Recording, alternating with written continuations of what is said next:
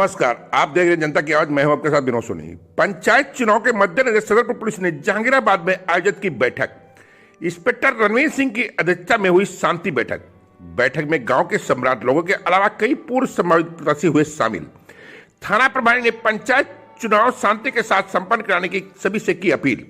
आपराधिक प्रवृत्ति के लोगों के बारे में सूचना थाना को डरे नहीं, सूचना गोपनीय रहेगी। भ्रमता फैलाने वाले पर रहेगी पुलिस की पैनी नजर। किसी भी सूरत में ऐसे लोगों को बख्शा नहीं जाएगा। चुनाव जीतने के बाद ऐसा कोई भी प्रदर्शन न करें जिससे चुनाव आचार संहिता का उल्लंघन हो। पूर्व माध्यमिक विद्यालय जी, इसमें 3 बूथ बनते हैं।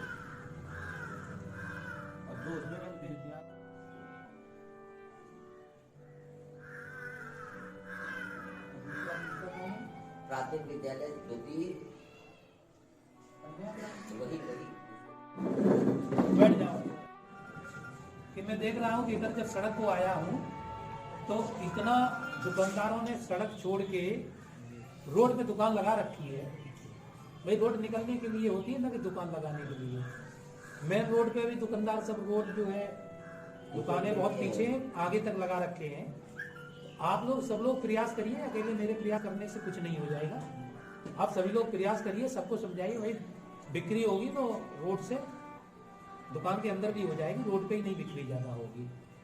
तो ये तो दुकान के संबंध में है। भाई जो दारू वगैरह का प्रचलन होता है, कोई भी प्रत्याशी चुनाव में दारू न वितरित करे न किसी को पिलाए। इस चीज का आप लोग सभी लोग ध्यान रखिए। न रखें कि मुझे जो है प्रत्याशी दारू पिलाए। उसी पैसे से बाद में प्रधान जो है अपने पे उसी से निकालेगा, क्योंकि जो खर्च करेगा वो विकास के पैसे से निकाल के उसको पूर्ति करनी है। तो इन चीजों को आप लोग ध्यान रखिए, ऐसा काम न करें।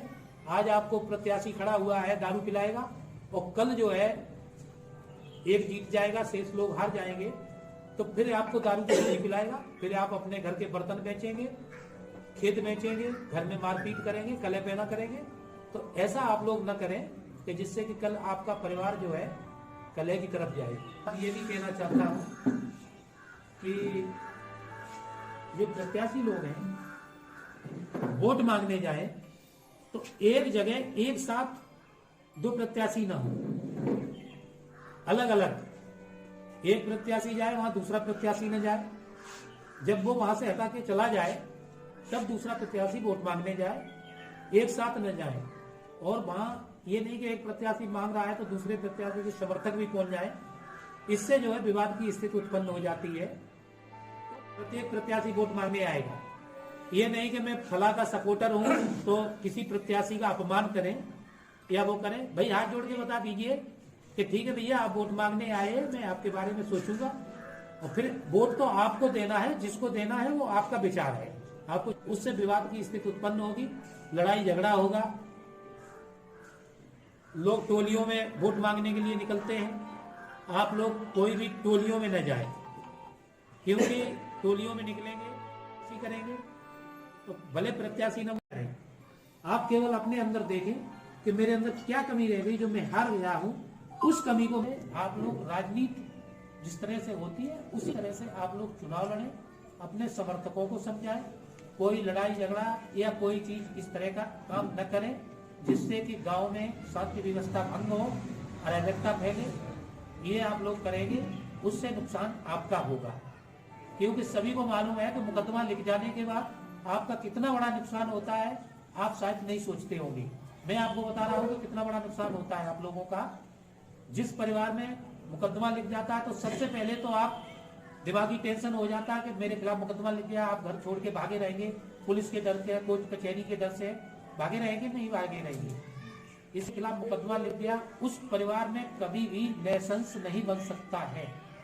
आजीवन प्रूफ लिख गया, कभी उसका नौकरी भी लग जाएगी तो वो नौकरी में जा नहीं सकता, कभी नहीं बन सकता है। अगर बन भी गया है, आप लड़ाई झगड़ा करेंगे, पुलिस को जानकारी हो जाएगी कि आपका वीजा बना हुआ है, उसको निरस्त करा दिया जाएगा। तो उस काम को मैं बिल्कुल न करूं, उससे दूर रहिए। थोड़ा कभी बुद्धि से, दिमाग से सोचिए कि लड़ाई झगड़े से कोई फायदा नहीं है।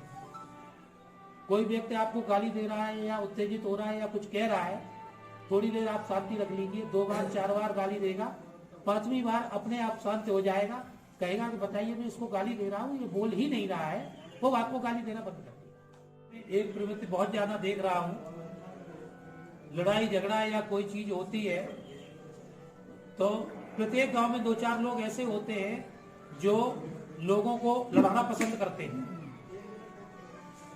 विवाद आपका नाली का है, विवाद आपका खेत का है, विवाद बच्चे बच्चे लड़ाई का है या मारपीट हो गई है, थाने तक सूचना पहुंचते पहुंचते आप अन्य रूप जो बीच में लोग पड़ जाते हैं वो अन्य रूप दे देते हैं, जिसमें अन्य रूप होता है कि मेरी लड़की के साथ छेड़खानी कर दी, मेरी पत्नी के साथ छेड़खानी कर दी या रेप कर दिया। ये सूचनाएं मेरे पास जाती हैं या मेरे पास सूचना जाती है, झगड़े की जाती है, बाद में न्यायालय पहुंच जाते हैं, आपको गुमराह करके लोग ले जाते हैं, जहां आप ऐसी शिकायत करते हैं जो बिल्कुल निराधार होती है। तो मेरे पास या अन्य अधिकारियों के पास सही सूचना ही भेजें। सही सूचना आपकी होगी, अगर सही अपराध किया है तो आपकी वास्तविक कानूनी तौर से हर संभव मदद की जाएगी। लीजिए, मुझे बताने की जरूरत नहीं है। दूसरी बात, आपके गांव में दारू बनती होगी, बनती किसी गांव में कि नहीं बनती है? अगर दारू बनती है तो उन लोगों को बताइए, यहाँ पे आए भी हों तो ऐसे लोगों को मैं एक चीज के लिए आगाह कर रहे हैं कि आप दारू बना के पहली बात तो अपराध कर रहे हैं, और इसके बाद जो आपके यहाँ दारू पीने जाएगा वो कोई भला आदमी नहीं जा सकता है। किसी को भी कोई चीज बताई नहीं जाएगी कि मुझे किसने बताया। मेरे पास आपकी सूचना केवल मेरे पास रहेगी, मैं अपने पुलिस को भी नहीं बताऊंगा कि फला व्यक्ति ने बताया नहीं, मैं अपने तक सीमित रखूंगा। कभी नहीं बताता हूं कि मुझे किसने कौन सूचना दी है। लगे कि मैंने इंस्पेक्टर साहब को बता दी, तो ये आप अपनी पोल खोलने के जिम्मेदार आप स्वयं हैं। मेरी तरफ से नहीं आप सुनेंगे कि मैंने किसी को बताया। इसमें तमाम आपराधिक प्रवृत्ति के लोग होते हैं, एक दूसरे अपराध करते रहते हैं, लोग देखते रहते हैं, या जानते हुए पुलिस आती है, जानते हैं अच्छी तरह से कि फला व्यक्ति ने अपराध किया है, लेकिन नहीं बताते हैं, पुलिस को नहीं बताते, कहते कौन पुलिस के लफड़े में पड़े। तो आप ये सोच लीजिए कि आज इनके साथ अपराध कर रहा है, आप नहीं बोल रहे हैं, तो कल आपके साथ अपराध करेगा, ये भी नहीं बोलेंगे। देखते रहेंगे, एक दूसरे के साथ देखते रहोगे। हम कोई आप लोगों के बीच से हैं, मेरे पास ऐसी कोई दूरबीन नहीं है कि जिससे कि मैं अपराधी को पकड़ लूंगा। आप ही लोग मेरी मदद करेंगे तभी मैं अपराधी को पकड़ पाऊंगा, और आप ही लोग मदद करते हैं जिससे कि अपराधी को पकड़ते हैं। और अपराधी के लिए जेल बनी हुई है, कोशिश की जाती है कि अपराधी छोटे स्तर पे है, सुधारने की कोशिश की जाती है, तो सुधर जाता है, अच्छी बात है।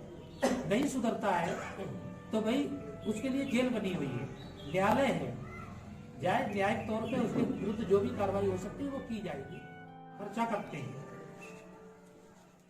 बिल्डिंगे की बिल्डिंगे बनवाते चले जा रहे हैं, कमाई का कोई जरिया नहीं है। तो कभी आप लोग ये सोचिए कि इनका कोई कमाई का जरिया नहीं है, अनाप शनाप खर्चा कर रहा है, तो कोई तो गलत काम कर रहा है, कोई तो अपराध कर रहा है। पैसा कहां से आ रहा है इसके पास, नहीं बताइए आप। ऐसे लोगों के बारे में गोपनीय तरीके से सूचना दीजिए, मैं जांच करूंगा, सही पाए जाने पे मेरे स्तर से होगा मैं कार्रवाई करूंगा, मेरे स्तर से नहीं होगी, उच्च अधिकारियों के स्तर से होगी तो वो कार्रवाई करूंगा। क्योंकि ऐसे व्यक्ति के विरुद्ध किसी भी तरीके का अपराध है, उसके विरुद्ध कार्रवाई होना बहुत जरूरी है। और नहीं अगर आप लोग मदद करेंगे तो वो आज नहीं कल आप लोगों के साथ भी अपराध करेगा। चाहिए, और कोई भी छोटी बड़ी बात होती है आप मुझे तुरंत सूचना देंगे, मैं कोशिश करता हूं कि मैं आ जाऊं। मैं नहीं आ पाता हूं तो मैं कोशिश करता हूं यही चौकी से कोई ना कोई आपके पास आ जाए।